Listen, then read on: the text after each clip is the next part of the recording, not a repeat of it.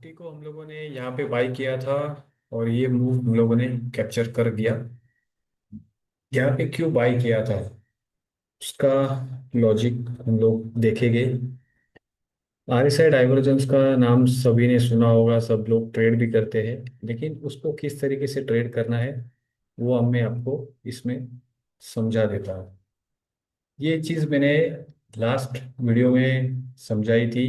ये अगर आप वीडियो देखोगे तो इसमें मैंने मेंशन किया हुआ है कि आरएसआई डाइवर्जेंस पे कैसे बाइंग की जाती है, बुलिश डाइवर्जेंस में। और बहुत सारे एग्जांपल्स मैंने दिए हैं यहाँ पे, लेकिन फिर से मैं, आप ये वीडियो भी देख सकते हो। यहाँ पे 2 महीने पहले का वीडियो है। और मैं निफ्टी के ट्रेड में भी समझा देता हूँ कि मैंने क्यों यहाँ पे बाई किया था। सबसे पहले देखिए कि हम लोगों ने बाई कब किया था, किस पोजीशन में किया था। ये पोजीशन थी 29 जुलाई, मॉर्निंग का टाइम था जब ये कैंडल बन गई थी। ठीक है। इसके बाद हम लोग देखेंगे 15 मिनट्स का ही चार्ट ओपन करता हूँ। ये कैंडल थी। ठीक है। इसको मैं थोड़ा सा साइड में कर देता हूँ और आरएसआई को ओपन कर देता हूँ। अब देखो, आरएसआई में तो हर कोई बाइंग करता है, लेकिन थर्ड पॉइंट पे आपको बाई करना है। थर्ड पॉइंट पे, मैं फिर से रिपीट करता हूँ, आरएसआई को अगर आप बाइंग करते हो बुलिश डाइवर्जेंस पे, आपको थर्ड पॉइंट पे बाइंग करनी है। सबसे पहला जो आरएसआई डाइवर्जेंस क्रिएट हुआ था वो यहाँ पे हुआ था। मैं यहाँ से नोट करता हूँ और आप देखोगे क्लियर कट डाइवर्जेंस था। लेकिन क्या हुआ इसमें, यहाँ पे जो बायर किया, बाइंग किया हो गया किसी ने, बाउंस आया, लेकिन क्या हो गया, स्टॉप लॉस हिट हो गया, ड्रॉप हो गया। अब देखते हैं सेकेंड डाइवर्जेंस यहाँ पे बना हुआ था। अब देखो यहाँ से भी प्राइस ने बाउंस किया, लेकिन क्या हो गया, इसके नीचे स्टॉप लॉस होता है, इस गैप डाउन में वो स्टॉप लॉस कट गया। लेकिन थर्ड पॉइंट पे जैसे ही मैं आगे कर देता हूँ, थर्ड पॉइंट पे जब आरएसआई डाइवर्जेंस बना और वहाँ का जो बाइंग हुआ वो स्टॉप लो अभी तक ब्रेक नहीं हुआ। और आप देखो, डाइवर्जेंस को मैं आगे कर देता हूँ। देखो, ये है फर्स्ट, सेकंड और third point. First, second, third, first, second, third point. Third point पे अगर आप बाई करोगे तो आपका स्टॉप लॉस कटेगा ही नहीं। ठीक है। इसके लिए मैं यहाँ पे 100% श्योर था कि ये स्टॉप लॉस नहीं कटेगा, प्राइस रेजिस्टेंस पे चली जाएगी। तो ये आपको बहुत ध्यान में रखना है। मैं बहुत सारे एग्जांपल दे सकता हूँ, लेकिन अभी रिसेंट एग्जांपल अगर मुझे देना है तो क्रूड में आपको दिखेगा। आप 30 मिनट का चार्ट ओपन करोगे क्रूड में, आरएसआई को ओपन करोगे, इस लो से इस सेकंड तक जाओगे। अब देखो ये डाइवर्जेंस क्रिएट हुआ।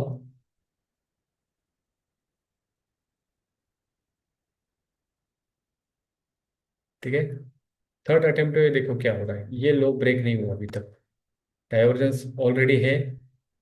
लेकिन फर्स्ट अटेम्प्ट पे आपका स्टॉप लॉस निकल जाएगा। ये याद रहे, फर्स्ट अटेम्प्ट जो होगा वो सक्सेसफुल नहीं होता है, वो बाउंस करेगा लेकिन आपका स्टॉप लॉस जाएगा, हमेशा की तरह। मैंने लास्ट टाइम बीपीसीएल में भी आपको बताया हुआ था।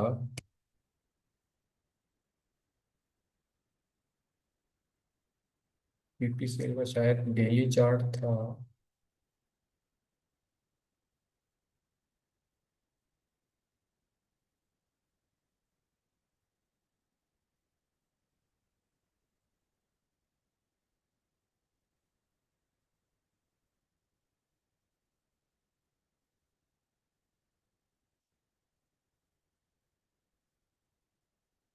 ये अटेम्प्ट देखो,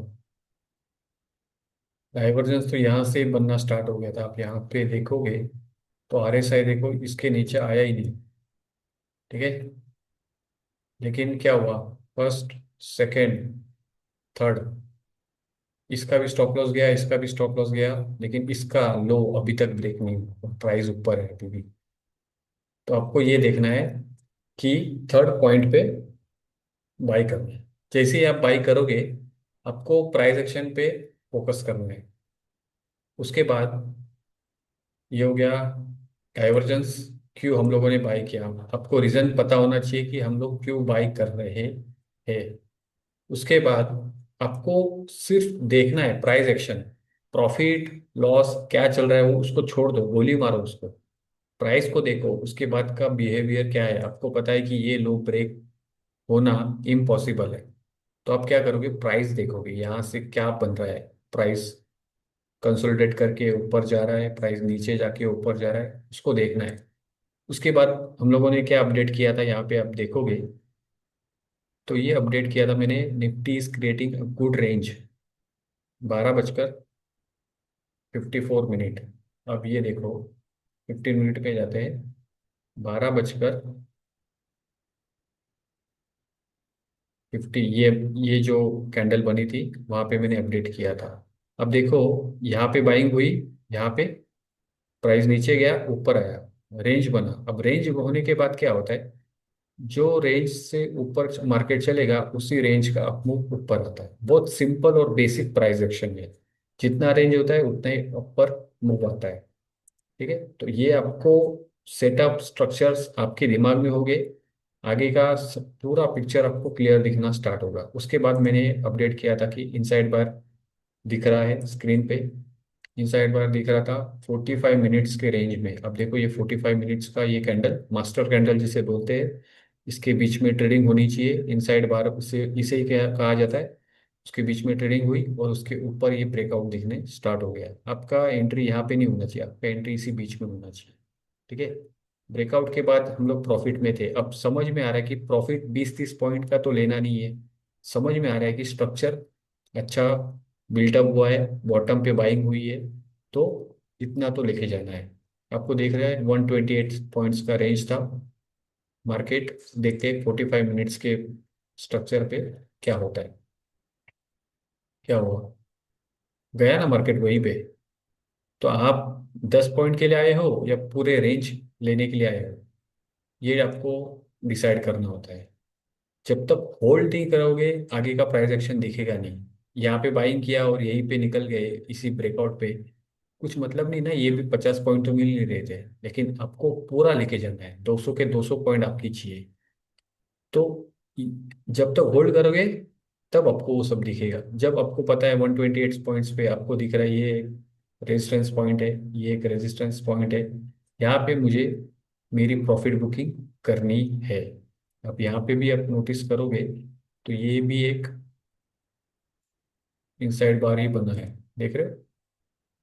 लेकिन प्रॉब्लम ये हुआ है कि ट्रम्प भाई साहब ने कुछ ट्वीट कर दिया है टैरिफ का, और गिफ्ट निफ्टी डाउन हो चुका है, तो ये शायद नहीं होगा।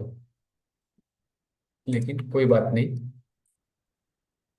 टेक्निकल्स न्यूज़ पे नहीं चलते, नहीं तो प्राइस यहाँ तक हिट करता। तो जब भी आप पोजीशन बनाओ तो आपको पता होना चाहिए कि आपको कहाँ पे बाय करना है, कहाँ पे आपका स्टॉप लॉस है, कहाँ पे मुझे निकलना है, और नेक्स्ट टारगेट पे मुझे कहाँ पे लेके जाना है।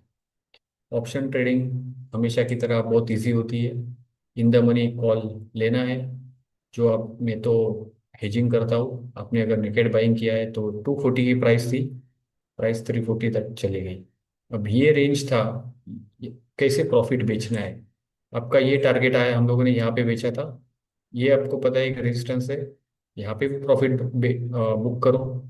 आपने कितने लॉट लिए, एक एग्जांपल लेते, 10 लॉट बाई किए, 5 यहाँ बेचे, 2-3 यहाँ बेचे, बाकी का होल्ड पे कॉस्ट पे रख दिया। आया तो आया, नहीं तो नहीं आया। सेम प्रोसेस होना चाहिए। अगर मिला तो यहाँ पे जाएगा, नहीं मिला तो कॉस्ट पे निकल जाएगा। 4 लॉट लिया है, 2 यहाँ पे बेचा, एक यहाँ पे बेचा, एक होल्ड कॉस्ट पे।